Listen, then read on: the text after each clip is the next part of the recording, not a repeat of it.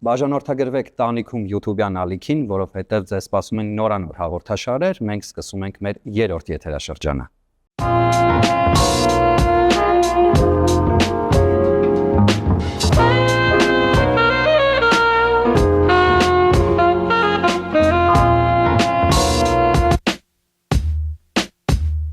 Յուրաքանչյուր շրջան իր հետ բերում է նոր անուններ ու ունեցա ստացվում, որ այդ անուններից ինչ որ մեկը միշտ մի շրջան գերակշռող է լինում, հատկապես կլիպ մեյքինգի մեջ, որովհետև իմ գիտակից կյանքը սկսում է 25 տարվա միջակայքում ու ես հիշում եմ, որ յուրաքանչյուր շրջան իր անունը ուներ, որ բոլոր տեսահոլովակների տակ այդ մարդու անունն էր գրվում հիմնականում։ Հիմա նենց է ստացվել, որ այդ մարդկանցից մեկը դարձել ես դու։ Կասես որտեղ է գաղտնիքը, ինչ է լինում ռեժիսորների հետ, կլիպ մեյքերների հետ, որ իրանք այդ պահին դառնում են լավագույնը։ Ամենակարևոր բանը ո՞րն է։ Դե այդ առաջնային բանը տաղանդն է, երկրորդը աշխատասիրությունը, որ դու իրան ճիշտ օգտագործես, ճիշտ կիրառես, բնականաբար կա այն փաստը, որ դու կարողանաս ինչ-որ մի բայի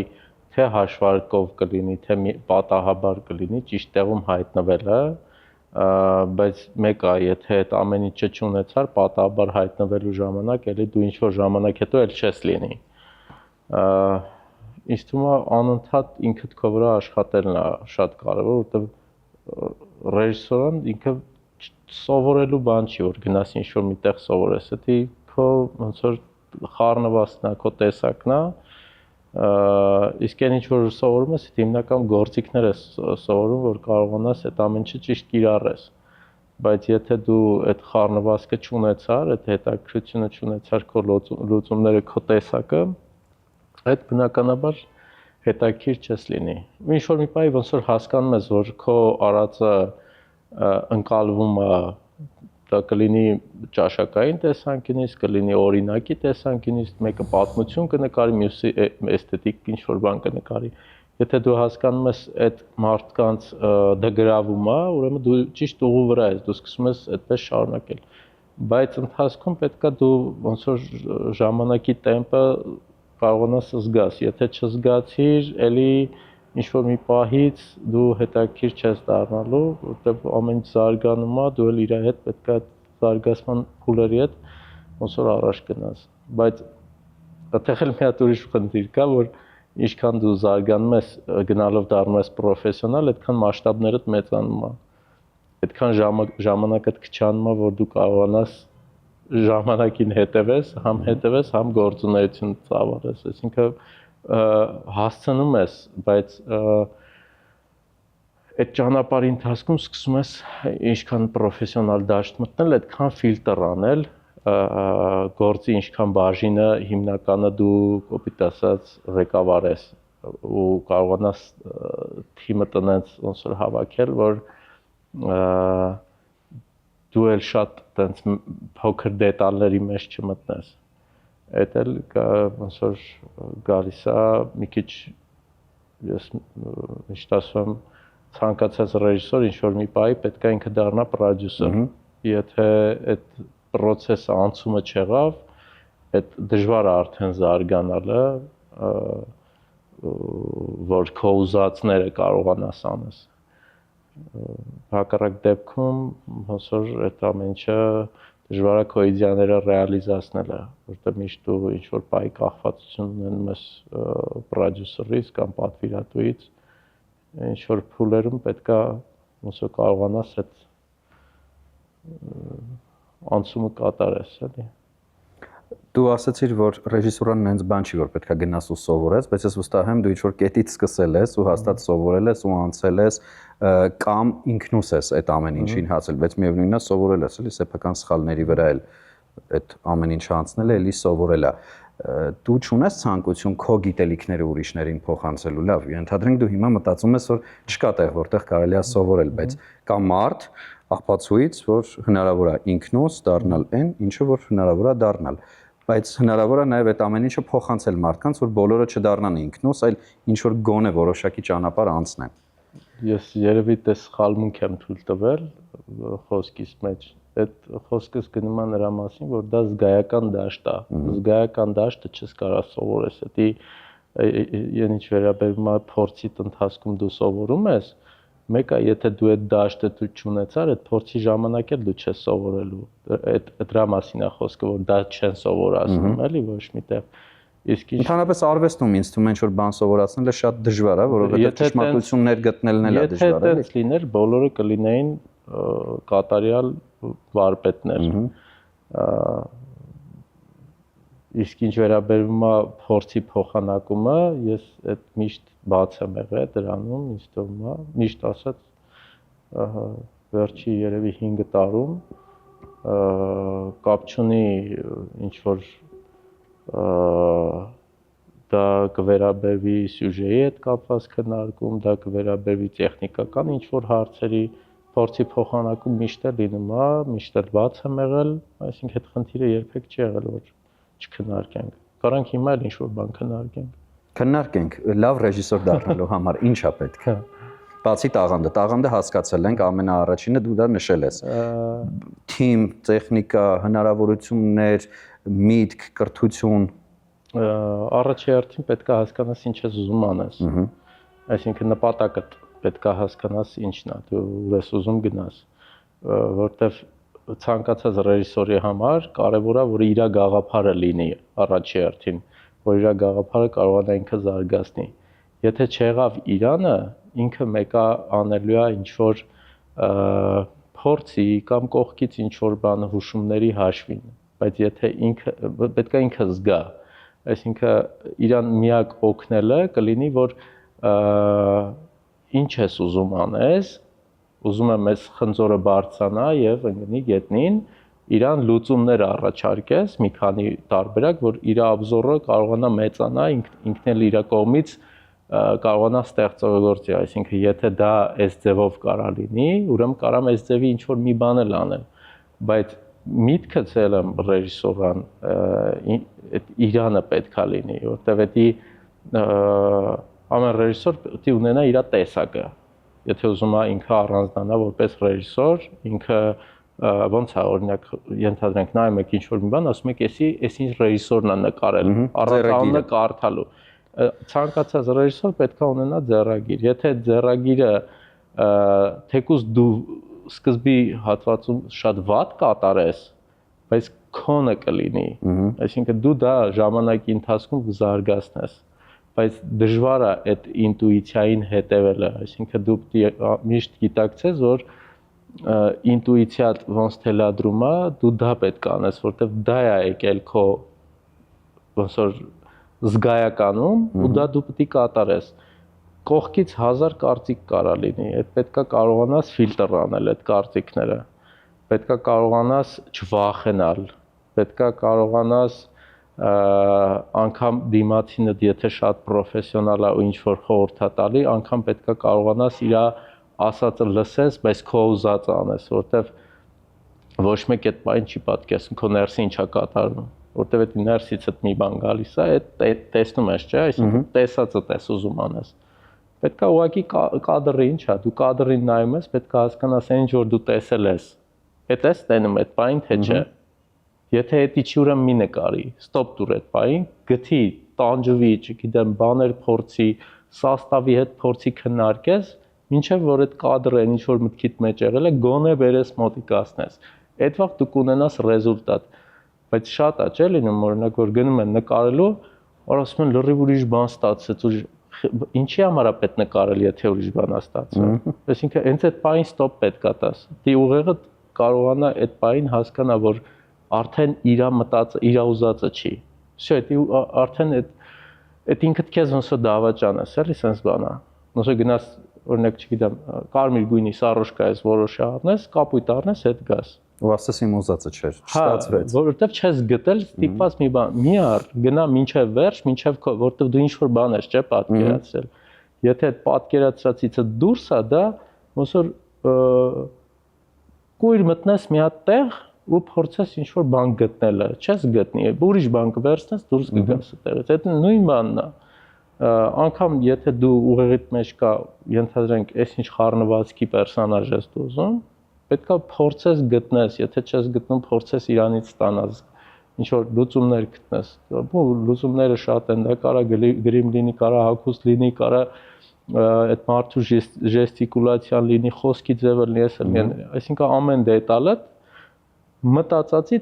հնարավորինս մոտիկ պետք է երբեք 100% չի լինում, բայց եթե դու բերում ես հասցնում ես իրան գոնե 70%,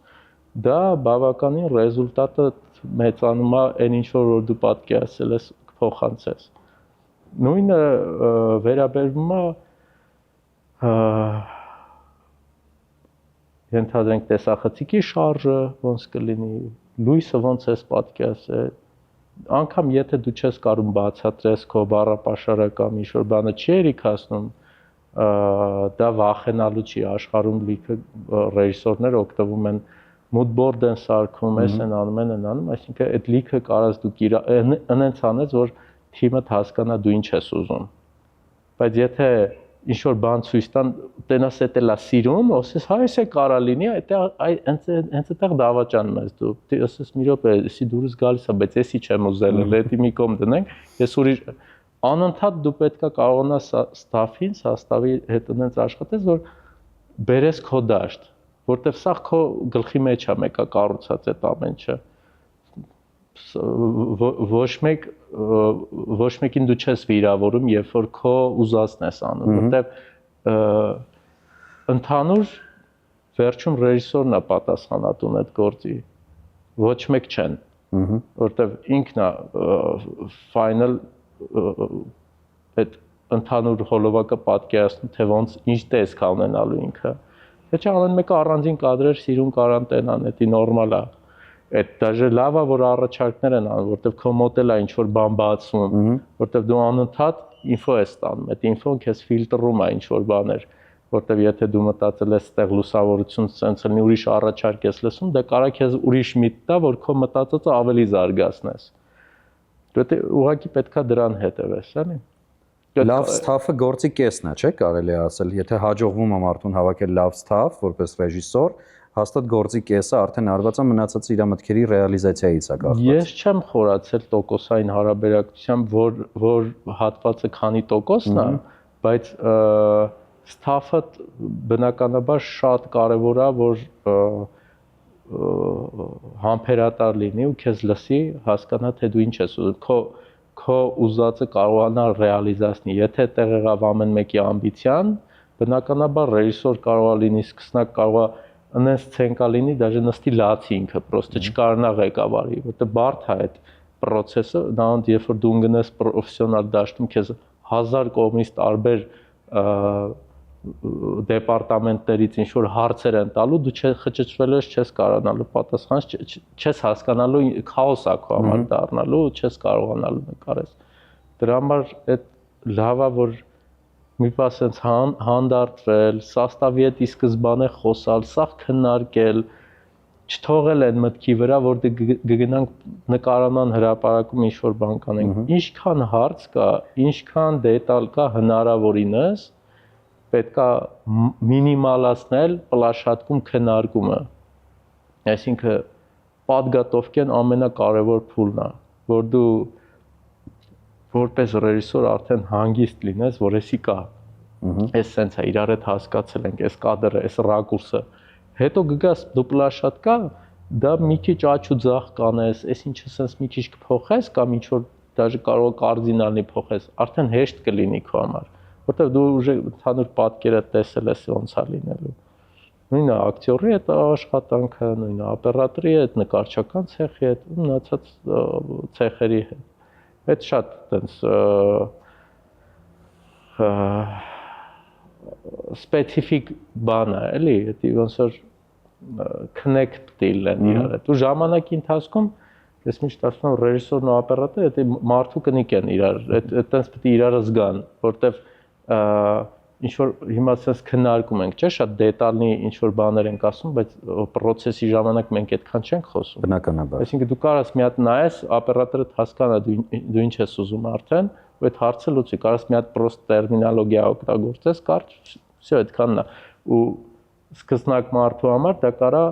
անհասկանալի պլաշատկա թվա, որովհետև չի հասկանա ինչ են խոսում կամ էս ոնց արեցին, որ էսի սենց ստացվեց, որովհետև իրար արդեն իրանք զգում են, սաղ աշխատում են աժոտաժա, բայց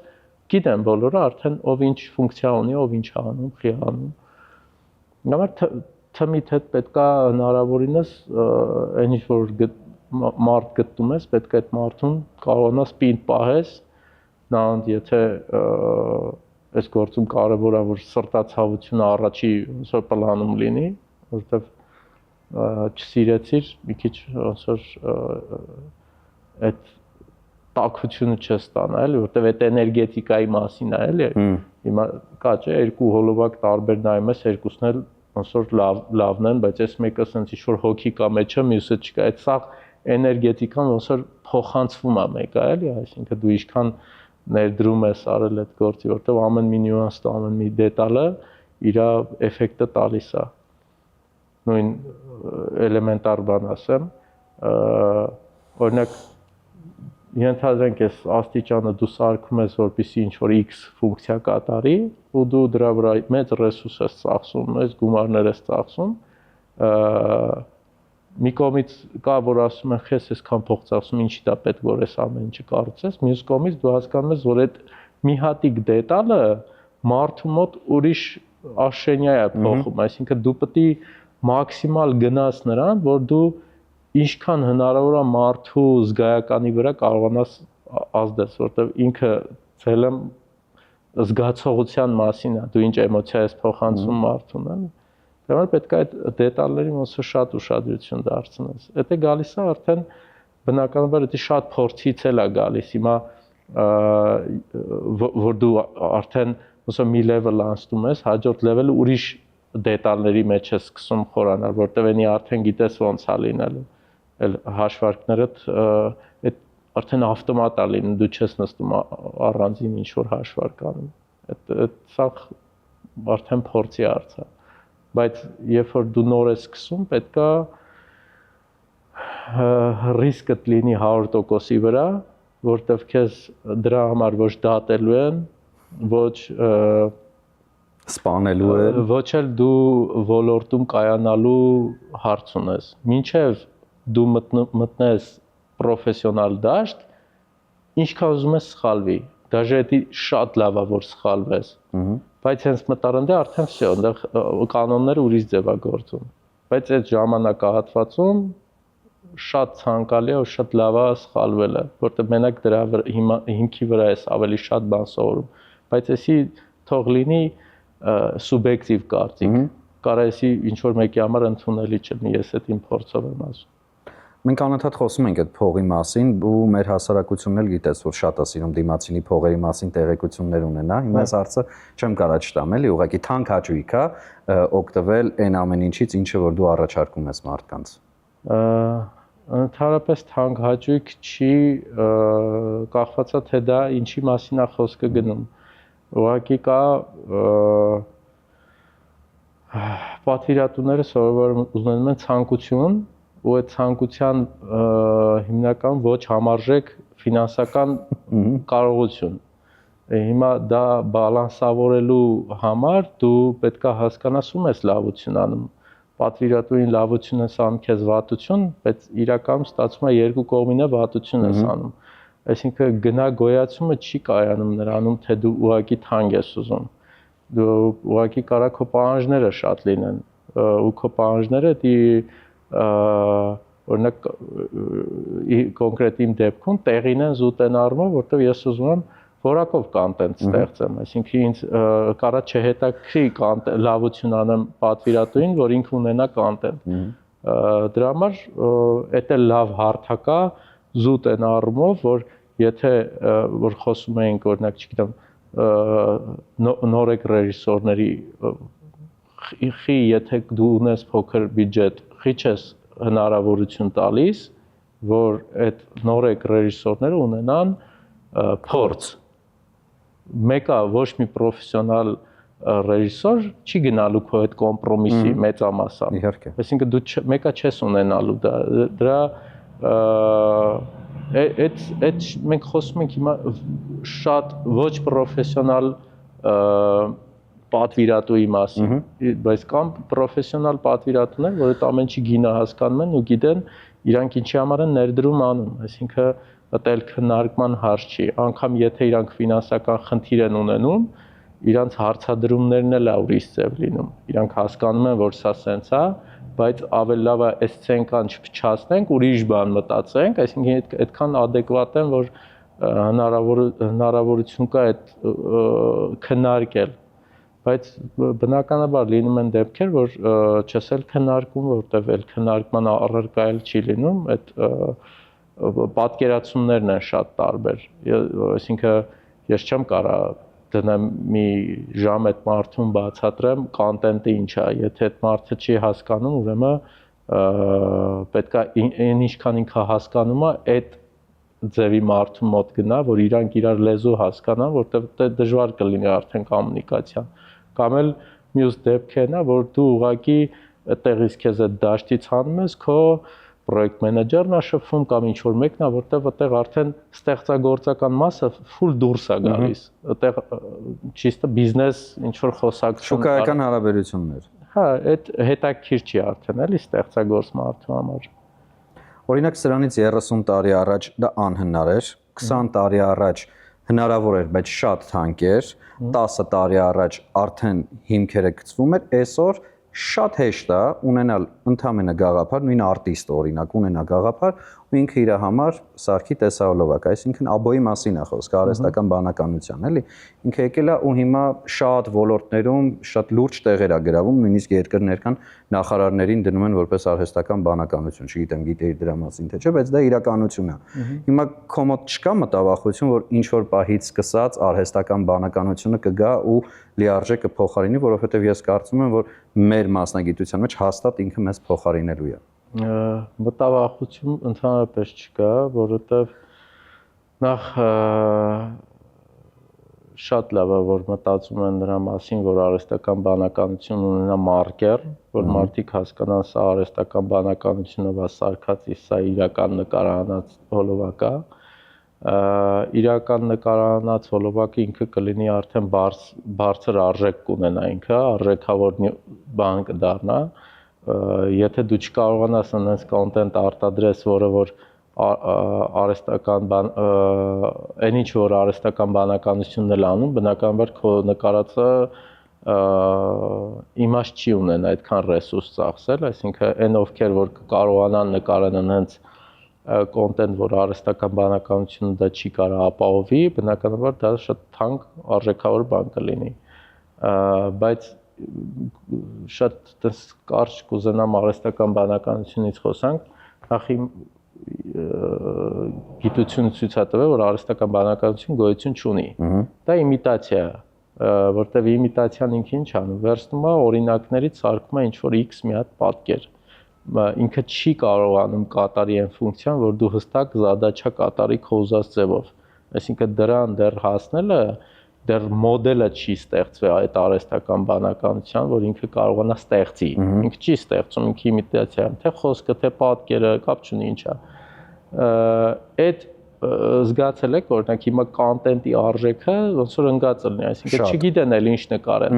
բայց դրա տեղը ինչ ենք մենք ձեռք բերել։ Ինչ ենք ձեռք բերել։ Ձեռք ենք բերել անմիջական կոնտակտ։ Մարդկանց այդ բնականությունը սկսել է ավելի ձգել։ Հիմա օրինակ զգացել եք համերգները ու մնացած բաները ինչքան են շատացել,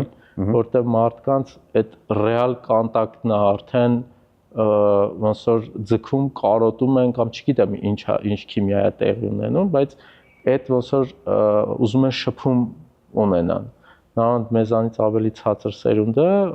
մեծ մասը, օրինակ մեկ իմ աղջիկը արհեստական բանականությամբ ինչ-որ բան է տենում, ինքը պրոստը ներվայնանում է, որտեվ չի ընդունում ոչ մի ձև էդ։ Ու իրանց այդ անմիջականությունն է սկսել կապել։ Դրա համար վիդեո հոլովակները, եթե ուշադրություն դարձնես, կամ շատ այդպես գեր պրոֆեսիոնալ վիդեո հոլովակ է նկարահանվում, նույնը ֆիլմ արտադրություններում, որտեղ հիմնական հարգիչի արհեստական բանականությունով ինչ-որ բան անելը, իսկ հակառակ կողմում, եթե տեսահոլովակներին հետևենք, հիմնականում ավելի դոկումենտալ հիմքի վրա է նկարահանում, որը ժիվոյությունը հնարավորինս փոխանցի մարդկանց, որտեղ այն ինչը որ կլիպ արտադրություն կամ գովազդ արտադրությունում արվում էր որ ինքը պատկերը կամ չգիտեմ ապրանքը պետք է ինքը մաքսիմալ սիրուն երևա, այդ արհեստական բանականությունը այդ հարցը մի քանի անգամ ավելի լավ ինչ որ տեղեր, ես չեմ ասում ամբողջական, ավելի լավ լուծում է ու դրա համար երևի որ լիքը գովազդներ կան, թե աշխարհում, թե Հայաստանում էլ տարածված, որ արհեստական բանականությունը այդտեղ մուտք գործեց, այսինքն վիզուալները շատ սկսեցին արհեստական բանականությունով անել, մուլտեր, չգիտեմ, տարբեր ինչ ասես արեցին։ Այդ վատ չի, դա ուղղվածություն է, բայց ես ինձ հետաքրքիր չի այդ տեսակ արտադրանքը։ Հետոն է, որ ասում է, հետոն ցույց կտա ինչ ձև կզարգանա, բայց նույնը օրինակ, չգիտեմ, օրինակ իմ համար սկզբունքային էր ռիլ ֆորմատի նկարելն էլ, որտեվ երբ որ դու կոմպոզիցիան ուրիշ ձև ես տենում, հենց որ արդեն այդ ինքը ստեղծվեց որպես մոդել սկսեցին կիրառել, ինչ որ X ժամանակ հետո հասկացա, որ ես չեմ ուզում, ինձ հետաքրքիր չի այդ ֆորմատով ինչ որ բան նկարելը, որոշում կայացրեցի, որ ես այս ֆորմատով չեմ կարող նկարեմ։ Ես այդ կոմպոզիցիան չեմ հասկանում ու ոնց որ դիրքորոշում էր, որ պետքա նկարել մենակ հորիզոնական հոլովակներ։ Բայց ինչ վերաբերում է նկարանմանը, օրինակ այս վերջի ժամանակահատվածում երևի 2 տարվա մեջ մի 4 նկարանում արած ելնեմ, թե չէ, շատ քիչ։ Ինչով է այդ պայմանավորված։ Դու ես մերժում առաջարկները, թե քեզ չեն գալիս առաջարկներ լավ հետաքրքիր։ Գալիս են առաջարկներ, ուղղակի քիչ է, ընդենց է ստացվում, քիչ է լինում, հիմնականում ավելի շատ համերգային միջոցառումներն է լինում, այդպես տարբեր պետական միջոցառումներ, այդ ինչ որ live performance-ների հետ է կապված, համերգային ծրագրերի հետ է կապված, այդ ոնց որ ինձ ավելի հոգեարազատ է դարել այս պահին։ Ու վերջերս սիմֆոնիկի 20-ամյա հոբելյանն էր, որի ռեժիսորով էլի դու էիր, չէ՞, զբաղվում։ Մեկ էլ այդ անցման մասին եմ էլի ուզում մի քիչ ծավալվենք, որովհետև թվում է թե լրիվ տարբեր աշխարհներ են, կլիպ մեյքինգն ու համերգի ռեժիսուրան, բայց կենթանի ապացույց հենց հիմա, որ լրիվ նույն մակարդակով կարելի է շարունակել ամեն ինչ։ Էլ եմ ասում, այդ զգայականի վրա է, պիտի զգաս դու տեկաս, թե չէ, դու դա զգում ես, թե չէ։ Իրանք լրիվ ուրիշ գործեր են, բանի առումով, ռեժիսորանց հելը դրամատուրգիայի մասին է, բայց մոտեցումները, ստաֆը, գործիքները սաղ տարբեր բաներ են, իրանք իրար մոտել չեն ընդհանրապես։ Ստեղ պետքա դու կարողանաս ավելի շատ մասշտաբը հասկանաս, զգաս այդ մասշտաբի մեջ դու ինչ ես տենում ու ոնց ես փոխանցելու հանդիսատեսին, որովհետև դու այդ պահին լայվ մարդկանց ինչ-որ էմոցիա ես ոնց որ փոխանցում, այդ էմոցիան պետք է կարողանաս մարդկանց այնպես փոխանցես, որ տպավորված գնան։ Նույնը ոնց է, օրինակ, չգիտեմ, նույն թատրոնում կամ նմանատիպ շոուներում իրանք նույնն են պրինցիպը, պրոստը այնտեղ կանոններն են, հա, փոխվում, մոտեցումներն են փոխվում, ասենք թատրոնում ենթադրենք այս ինչի չի թույլատրվում, ընդ դու կարողանում ես հանգիստ կիրառես, այսինքն այդպես գործիքներ կան, որ տարբեր են, բայց այստեղ ամեն վայրկյանը ոնց որ պետքա հաշվարկես հանդիսատեսի էներգետիկան չթուլացնես, ընդհակառակը դու կարողանաս միշտ տոնուսի վրա պահես։ Դա էլ բնականաբար փորձից ելնելով ալիքը բաներ լինում, բայց ինչքան մասշտաբը մեծանում է, այդքան քանի որ հիմա ես մենակ ռեժիսորայով չեմ զբաղվում, նաև ունեմ production, այդ ամբողջը կազմակերպում եմ, այսինքն համ կազմակերպչական բլոկն ենք անում, համ անում ենք հիմնական ռեժիսորան այդ ամեն ինչի։ Այդ սկսած անվտանգությունից վերջացրած, չգիտեմ, ասենք LED էկրանները, ամենավերջի լույսի գեղարվեստական մասը ոնց պետքա լինի, այդ ոնց որ դու ընդհանուր ես արդեն պատկերացնում, դա ոնց պետքա լինի։ անգամ տեխնիկական ստաֆի հետ ոնց պետք է աշխատել, ոնց պետք է գծագրել, որտեղ այնտեղ արդեն միտքը գալիս է այնտեղից, որ կոնցեպտը դրեցիր, այդ կոնցեպտի համարժեք պետք է բեմ գծես, ու այդ բեմը պետք է ֆունկցիոնալություն տաս, հասկանաս ինչ ես կիրառելու բեմի վրա, ինչ ես անելու տեղ չափի զգացում կա արդեն, հանդիսատեսի տարբերություններ կան, որտեղ ինչ տեսակ համերգ է կամ ինչ տեսակ, չգիտեմ, performance-ը դու ինչ պետք է անես այդ հանդիսատեսին գոհացնելու համար ու իրանք որ հասկանան թե դու ինչ ես անում։ Ամեն ինչը ոնց որ իր նյուանս ունի դե կարող է ինչ-որ համերգ լինի, որտեղ պետք է ուղղակի մարդու աշկը շոյել, ինքը լավ երաժշտություն լսի ու տպավորված գնա, այսինքն պետք է այդ չափը զգաս, վիդեոյում էլ բնականաբար այդ չափը զգալը կարևոր գործոն է, կարող է ձեռիդ տակ 1000 հատ գործիք ունես, բայց այդ 1000 հատ գործիքը պետք չի սենց սաղ կիրառես, ուղղակի սենց զարմացնես, այլ ամեն ինչը ոնց որ պետք է իր տեղին լինի, որ մարդու այդ ներքին ներդաշնակությունը ոնց որ կարողանաս իրան այդ լարերից բռնես, խաղացնես, էլի, եթե չարեցիր ինքը պատոկ է զգալու շատ ու դու կռուզիտ ես անելու հանդիսատեսին, ինքը չի կարողանալու հասկանա ինչ կատարվեց, որտեղ շատ անգամ այդ անգլերեն լավ բառ կա, չէ՞, որ ասում են too much սանում, դա պետք չի նագրուսկի տակ պահել, էլի։ Մենք խոսացինք կենթանի շփման մասին ու ես հիմա ուզում եմ քեզ տալ հնարավորություն կենթանի շփման մասնիկը դառնալու թատրոն տանիքում մի կողմից ունես հրավիրատոմս, կարող ես հետևել մեր Facebook-յան, Instagram-յան էջերին, խաղացանկին ծանոթանալ ու այն ներկայացումը, որ քեզ էլ ավելի կհետաքրքրի, կարող ես համենալ, նայել, մենք սիրով կսպասենք քեզ։ Մեծ սիրով։ Մենք շնորհակալ ենք քեզ հրավերը չմերժելու համար, բայց clip making եւ համերգներ, առաջինը տեխնիկական գովազդի արտադրություն, առաջինը տեխնիկական արվեստ, երկրորդը ոնց որ ասեցինք, կենթանի շփում։ Համերգների ժամանակ վստահաբար մի անգամ չի լինում, էլի, պարբերաբար լինում է համերգները ու հնարավորություն կա ամեն անգամ շտկելու, բայց այն ինչը որ տեղի է ունեցել տեսահոլովակում, արդեն ունենք այդ արտադրական process-ից հետո նայել ենք, հավանել ենք, բայց մի շաբաթ հետո նայում ենք, արդեն գնացել է YouTube-ում գովազդվել է, հետո նայում ենք ու լիքը բաներ էլ հնարավորություն չկա ուղղելու։ Քեզ որն է ավելի հոգեհարազատ, աշխատել կենթանի շփման մեջ, թե աշխատել տեխնիկական արվեստի մեջ։ Հիմա նենց է ստացել, որ կենթանի շփումը ավելի հոգեհարազատ է, ճիշտ է, այն էլ է ինձ շատ հոգեհարազատ, բայց սա այն ապրումները, որ դու ունենում ես ավարտից հետո, այդ ոնց որ չես կարող մեծամասշտաբ գործ անելուց հետո, երբ որ դու մի պա սենց անջատում ես քեզ ու նայում ես, որ այդտեղ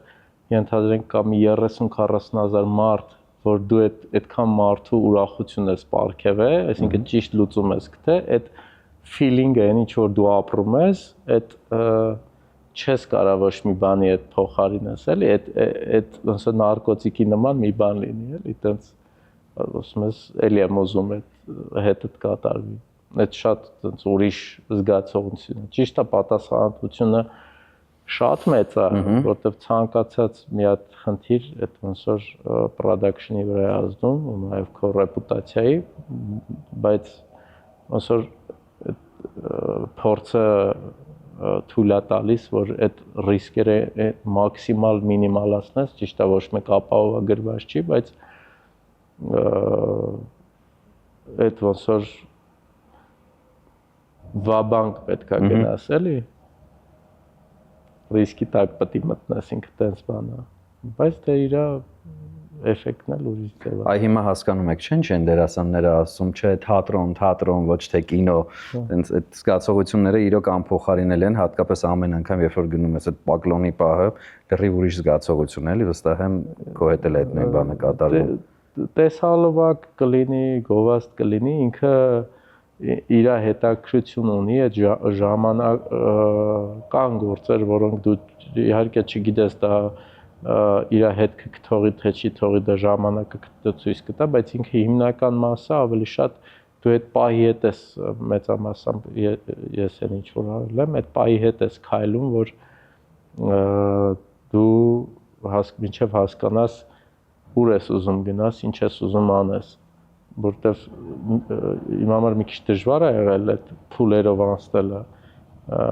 որտեվ երբ որ դու սովորած չես ու դու կիրառում ես քո մեթոդներով, դու չգիտես որտեղ ես սխալվելու։ Դու ուղղակի գնում ես այդտեղ, մինչև դու հասկանում ես, որ այս սխալը իրանում ես, ճիշտ է իրանում, բալանս կարում ես քեզ ուժը բալանսի բերես։ Արդեն դու հասկանում ես, всё, ես արդեն գիտեմ ինչ եմ ուզում, գիտեմ ոնց եմ շարժում, գիտեմ ինչ պետք է անեմ, այդ վաղ արդեն դու ոնց որ միայնակ կարում ես քո որոշումները հանգիստ կատարես։ Հաջորդ քայլը որն է լինելու, մենք սպասենք ֆիլմ Արամայիս Հայրապետյանի ռեժիսուրայով, թե դեռ շուտ է դրա մասին խոսելը։ Չէ, շատ եմ ուզում, այս բան սցենարի վրա ենք աշխատում։ Այսինքն սցենարի հեղինակն ես դու լինելու։ Ես Համահեղինակ։ կոնցեպտի հեղինակն եմ ընդհանուր գաղափարի, բայց սցենարը ինքս չեմ գրում։ Հիմա այդ process-ի մեջ ենք, հուսով եմ, ու շատ եմ ուզում եկող տարվա մեջ կարողանամ նկարել, բայց դա ոնց որ Հետոյի խոսակցությունը։ Որտեվ երբեք չի եղել, որ կարճ պատմություն պատմել եմ, ստացել եմ այն ինչ որ ուզել եմ, բայց երկարի դեպքում չգիտեմ դա իմ մոտ ոնց կստացվի։ Ուրիշ բան է, երբ որ ժամուկես պետքա հանդիսատեսին կարողանաս պայես էկրանի դիմաց, էլի։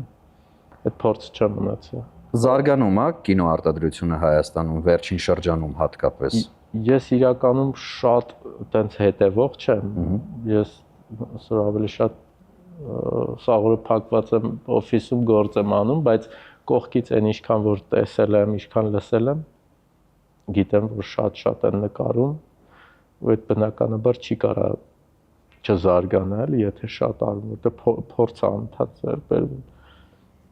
Որտեվ եթե հաշվում ենք 90-ական թվականներից նոր զրոյից ոնց որ կոպիտ ասած սկսելա թե դա կլիպ կլինի, ֆիլմ կլինի, այդ ժամանակահատվածից ոնց որ ավելի շատ նոր սկսելա նորից զարգանալը։